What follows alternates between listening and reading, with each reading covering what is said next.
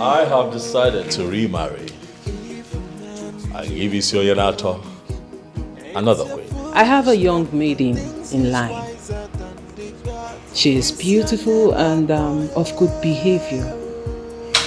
And I'm sure you will like her. You brought a homeless woman into that. Who is that? Is it wrong to love her brother? Is it?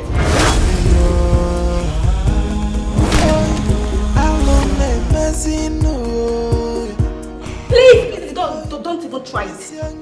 Don't patronize me with this tale. She has been recorded in the annals of history as a Tufiakwa. I took you in, loved you, gave you the best of me, promised to make you the queen of Isioyenato. That woman you are pressing his neck to marry might not be the right woman for him. I heard the king is getting married to a Igwe, they tell her.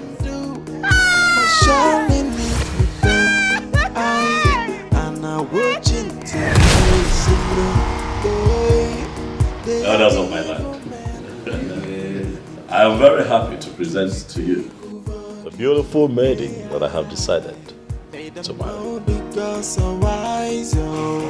Do not say that you were not guided.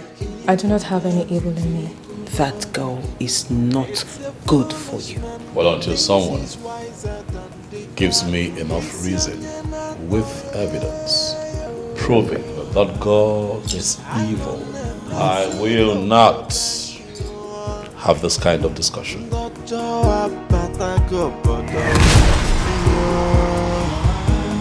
do you want to get me entangled in your rituals? Marrying that girl would be the worst mistake you'll make in your life. In exactly 2 market days, that girl will be living with me here in the palace as my wife. That road you intend to walk is very slippery and dangerous. I am not afraid to ply any road, as long as humans and spirit fly.